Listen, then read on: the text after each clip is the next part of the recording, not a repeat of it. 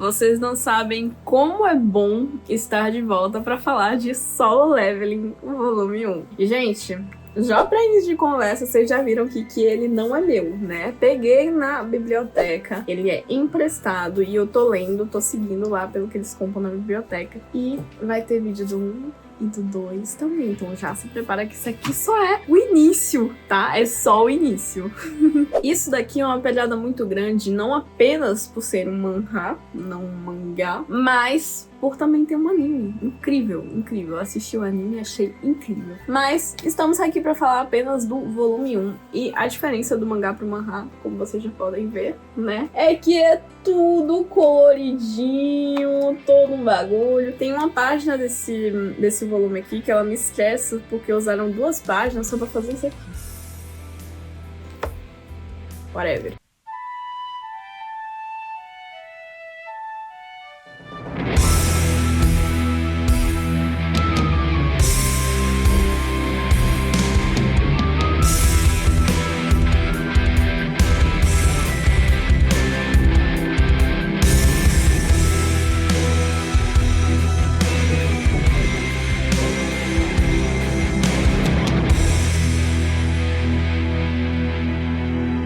Em um mundo onde portais repletos de monstros aparecem em qualquer lugar, Sung Jin-woo desperta as capacidades de um caçador, pessoas que exterminam os monstros e mantêm a população em segurança. O despertar acontece apenas uma vez, e o seu nível de poder define o seu ranking de caçador. Estando no ranking E, Jin-woo é considerado o caçador mais fraco que existe, servindo de piada para todos. Usando o dinheiro que ganha em suas expedições para pagar a hospitalização de sua mãe e a escola de sua irmã, Jin-woo sempre se fere gravemente durante as batalhas, mesmo sendo em dungeons de nível extremamente baixo. Mas basicamente vamos falar o que eu achei desse volume aqui, o volume 1. Li como se não tivesse assistido o anime, realmente a análise e a review agora vai ser sobre esse daqui. E se você não quiser spoiler, pula pra esse momento aqui do vídeo. Assim você não toma spoiler e nem resumo do que aconteceu. Nesse volume 1 aqui, o que tem de mais interessante é primeiramente a explicação do mundo, né, onde surgem portais, e esses portais, eles têm monstros dentro deles e tal, e tem um boss toda vez. E daí os caçadores, né, que é uma profissão que surge quando esses portais surgem, são as pessoas encarregadas de entrar nesses portais, matar os monstros, matar o boss, e assim o portal vai se fechar. Se você passa um tempo e deixa o portal lá de boa, ele se abre completamente, os monstros conseguem entrar no nosso mundo. E é por isso que eles fazem isso antes disso acontecer. O Jin-woo, que é o mais fraco, né, dos caçadores, ele tem essa etiqueta mesmo de o mais fraco dos caçadores, ele é chamado para uma raid, né, de nível D, uma dungeon de nível D, que é um nível acima dele, mas é o único nível que ele consegue ir, porque ele é de nível E. Então, basicamente, ele vai pra essa raid, eles lutam contra os monstros, ele quase já morre lá, lutando contra um monstro super fraco, e depois disso eles descobrem que tem um portal dentro do portal. Tem outro portal dentro desses que eles entraram, e basicamente eles decidem de fazer uma votação pra escolher se vão continuar ou não nessa dungeon. O Jin-woo, sendo uma pessoa muito pobre e usando o dinheiro pra ajudar a mãe e a irmã na faculdade, ele pensa na votação, ele é a última pessoa que tem que escolher se sim ou se não eles entram na dungeon. Ele pensa, se eu entrar nessa dungeon, talvez eu ganhe mais dinheiro e possa ajudar mais a minha mãe e minha irmã. Então, ele acaba aceitando e eles vão, né, entram nessa segunda dungeon e descobrem que vão andar muito até chegar na frente de 2 portas. E essas 2 portas ali, elas vão selar um destino muito grande pra todo mundo que vai entrar. Eles entram nessa sala das portas e tal e vêm várias estátuas enormes, gigantescas. Cada uma delas tem ou um instrumento ou uma arma, e tem uma gigante, uma colossal, bem no meio, com uma coroa sentada num trono. Bem bizarro, bem bizarro. O primeiro mandamento é venere a Deus. O segundo mandamento é louve a Deus.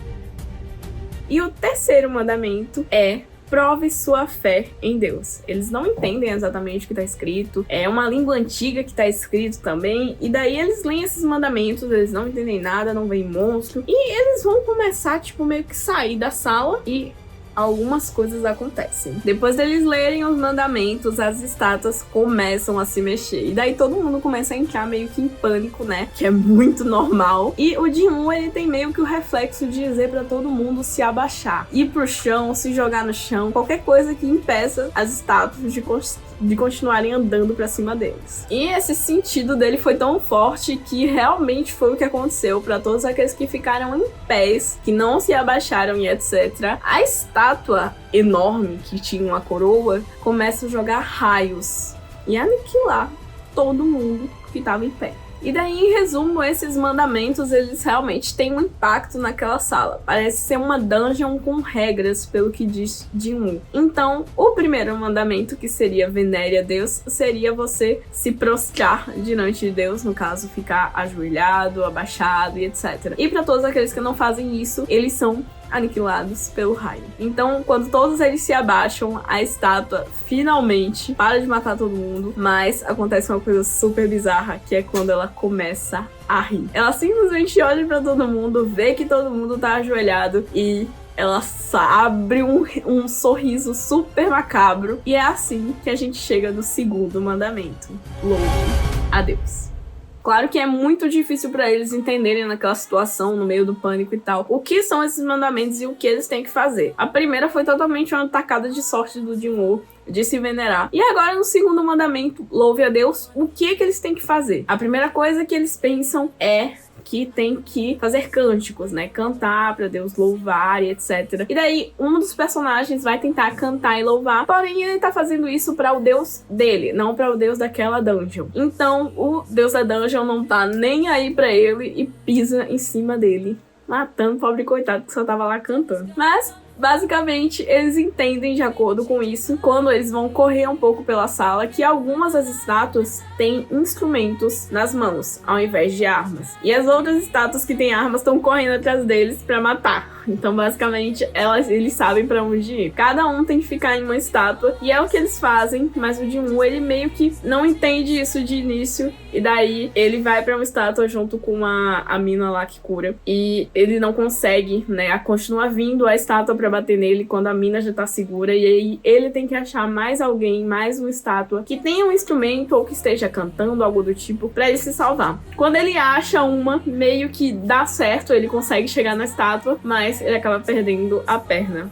que é cortada por uma das estátuas. Quando todos os sobreviventes estão na frente das estátuas de instrumento e que todo mundo que tá na frente das estátuas de instrumento tá vivo, o terceiro mandamento é ativado, vamos dizer assim. Abre um altar no meio do salão ali e algumas chamas também começam a se acender. Então eles meio que entendem que é para um sacrifício, né? Tem um altar, meio que deixa bem claro que é para ser um sacrifício. E o terceiro mandamento, para lembrar vocês, é prove sua fé em Deus. E geralmente provar sua fé em Deus em várias religiões geralmente ter um sacrifício. Então, quando eles entendem isso, a primeira coisa que eles fazem, pelo menos umas 2, 3 pessoas, é dizer que quem tem que ir é o chefe, a pessoa, o líder que decidiu que eles tinham que entrar na dungeon, que decidiu que era seguro. Então, o chefe deles vai e uma chama se acende. Aí o Jin-Woo fica pensando, né? Porque quando o chefe deles vai, a porta meio que tá fechada ainda.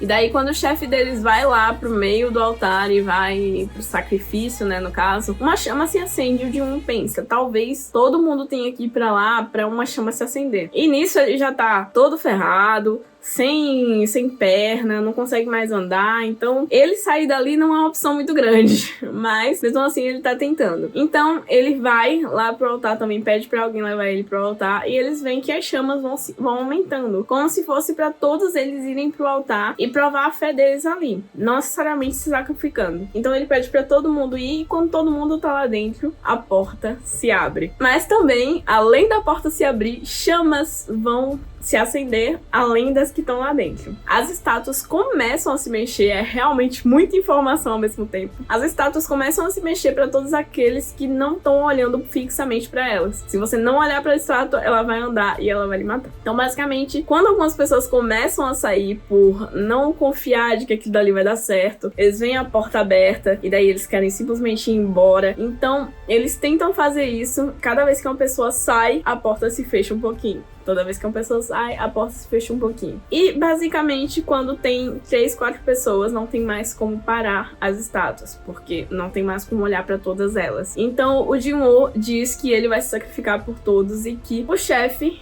e a curandeira, não sei como é que chama, a mina suporte, vai lá e eles vão embora pela porta, fechando a porta mais um pouquinho, deixando o Jin-woo lá, sem vida, sem perna, sem nada, saindo muito sangue do corpo dele. E ele fica pensando, né, fica refletivo, né, com beira da morte o cara. E aí ele fica pensando lá, né, que ele também tinha direito de estar vivo, não era só ele que deveria morrer, ou no caso, ele não merecia isso porque ele se esforça muito e tal, mesmo sendo muito fraco. E assim, uma das coisas mais interessantes naquele momento ali é que ele diz: eu não vou me render, eu vou continuar lutando. E ele continua lutando realmente até o final. E isso faz com que ele receba uma notificação antes de dormir. Antes de morrer, ele recebe uma notificação dizendo que ele está qualificado para ser um jogador. E que se ele não aceitar, o coração dele vai parar. Então ele meio que vê aquela notificação, ele já tá à beira da morte, ele tá pedindo uma segunda chance. Aquilo dali parece ser uma segunda chance pra ele. Ele vai e ele aceita. E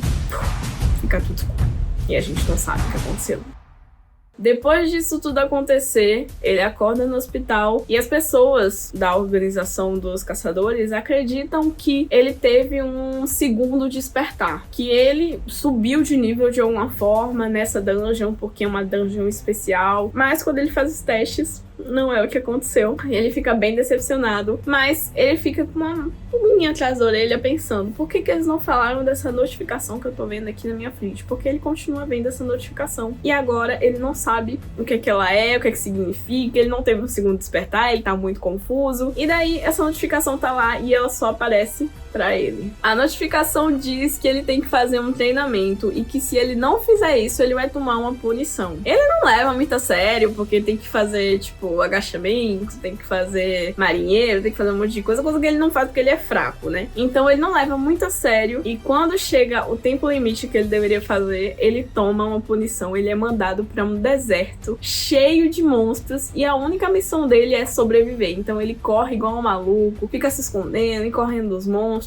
pelo tempo lá que tem escrito a notificação. E quando ele termina, bem assim, ó, por um fio ele conseguiu, ele volta pro hospital cheio de areia, morrendo porque tava muito cansado de tanto correr. E ele se promete que ele nunca mais vai, tipo assim, esquecer esses treinamentos. E é o que ele continua fazendo nos próximos volumes. Aí a gente já vê um iniciozinho do treinamento dele nesse volume. E também tem uma parte muito interessante, que é quando ele tá explicando que ele consegue aumentar o nível dele de acordo com as coisas que ele vai fazendo, o treinamento que ele vai fazendo. Que ele entendeu que parece que meio que é um jogo, que ele tem um inventário. Então é muito interessante ele explicando essa parte de que realmente parece que ele tá dentro de um jogo. Então, assim, essa parte assim é como acaba o primeiro volume. E eu achei muito interessante dele dizendo que ele vai colocar mais atributos em força, por exemplo. Meio que muito RPG, sabe? Então, achei muito interessante. E daí, enquanto ele tá descobrindo essas coisas, né, esse jogo, que agora ele tem acesso e tal, agora ele é um jogador e tal, ele descobre que ele pode entrar numa dungeon efemera, uma chave que ele ganhou. Quando ele entra nessa dungeon, mesmo que ele queria só testar, assim, ver como é que é e tal, ele mesmo se diz: eu vou testar aqui, entrar, e se não der certo eu saio. Aí ele entra nessa dungeon e descobre que ele não consegue sair até matar o boss. Agora que eu já fiz um pequeno resumo pra vocês do que aconteceu nesse volume aqui, eu vou falar pra vocês os pontos fortes que eu achei desse volume, tá? Não da obra inteira, mas desse volume aqui. Uma das coisas mais interessantes que eu achei foi essa questão de fraqueza e determinação, né? Porque o personagem, ele tá em constante vontade de mudar as coisas, de fazer o que ele pode, né?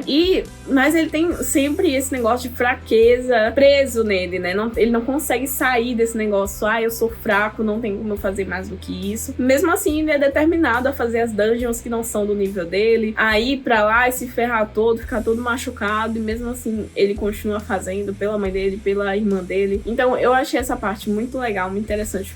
Faz com que o personagem, mesmo sendo fraco, ele tenha uma aura muito grande, né? Visto por quem tá lendo. Então eu curti muito essa parte. Um dos fatores principais, não só nessa obra, mas em outras obras que eu li, como Chainsaw Man, como Noragami, é que basicamente a pobreza é o que faz você querer melhorar, né? No caso dele é a parte de ter que pagar o hospital da mãe, ter que pagar as coisas pra irmã dele, mas até nessa parte de ele não consegue comprar armas pra ele ir mais seguro pras dungeons, porque ele não tem dinheiro pra isso. Então a determinação dele, mesmo com essa questão, é um ponto muito forte também desse volume. Um dos fatores principais, não só nessa obra, mas em outras obras que eu li, outro ponto que eu gostaria muito de citar, porque ele foi muito essencial na Sala das Estátuas, nas dungeons e etc., é que ele é muito inteligente. Mesmo ele sendo fraco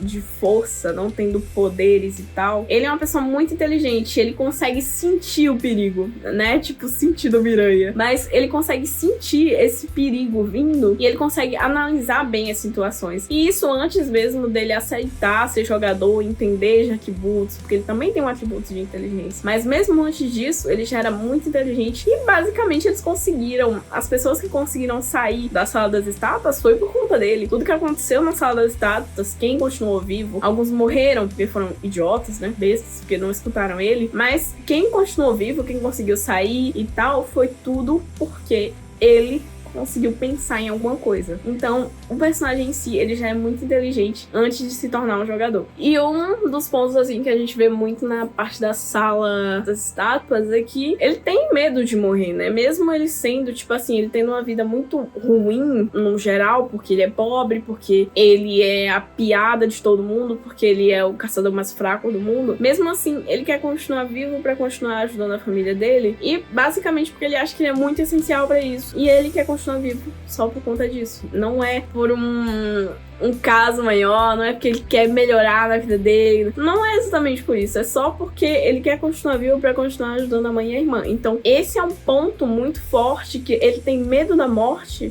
mas não é medo da morte, é medo de deixar a mãe e a irmã sem nada. Então tem até uma hora lá que ele faz meio com a brincadeira de que se era pra ele morrer, ele deveria ter feito um plano de seguro de vida, sabe, um negócio pra a família dele receber dinheiro. Então, basicamente, o medo dele em si não é da morte, e sim de deixar a família dele. Então é muito... Tem essas duas nuances quando você tá assistindo, quando você tá lendo, no caso, né? Então, pra finalizar, a mensagem principal desse manhwa é a determinação. É o ponto principal desse volume, mostrando que mesmo sendo um dos mais fracos, Jun-woo foi quem entendeu primeiramente as regras da dungeon, mesmo que fossem palpites. Sua humildade, vontade de ajudar sua família e se colocar em risco para ser útil fazem com que sua determinação não seja suicida, mas sim com um propósito firme para o personagem, que foi o que eu falei para vocês antes. Então, ficam aqui as minhas cenas favoritas, que foi quando a estátua deu aquele sorriso, nossa gente, aquele sorriso bizarro que assustou todo mundo, que virou meme na internet, pro. Aquele momento ali foi um dos meus favoritos, porque eu vi ele aqui, né, em mãos. Tem uma página que ele fala também da vida dele por um fio, e que a vida dele sempre esteve por um fio, e mesmo assim ele continuou se agarrando a esse fio, juntamente com a canção da Musa, que é quando ele chega na estátua, canta. E uma das cenas mais fortes, talvez, desse volume, talvez da obra inteira, na minha opinião, é que o momento que ele se arrepende de ter dito obrigado por ser o único a morrer. No caso, o momento que ele ficou lá como sacrifício pra todo mundo, porque o primeiro pensamento dele foi: obrigado, eu serei o único que irei ficar aqui. E depois ele tem um momento de redenção onde ele diz assim: eu não merecia estar aqui, eu também tinha família, eu também tinha não sei o que, eu também tinha prioridades e eu não merecia ser a pessoa que foi escolhida pra estar aqui. Então esse momento, ele é um momento muito importante para o crescimento do personagem. Eu acho que se não tivesse esse momento onde ele entende que ele também merecia ficar vivo e que ele pede uma segunda chance. Eu acho que se não tivesse esse momento, ele não se qualificaria pra virar um jogador. Então é um ponto muito decisivo para o personagem e eu acho que é muito importante pra história em si. Então é isso, eu espero que vocês tenham gostado. Isso aqui foi a minha análise, review, o que eu achei do primeiro volume de Solo Leveling. E vai ter também vídeo falando sobre o segundo volume, então fiquem por aí que vai ter mais.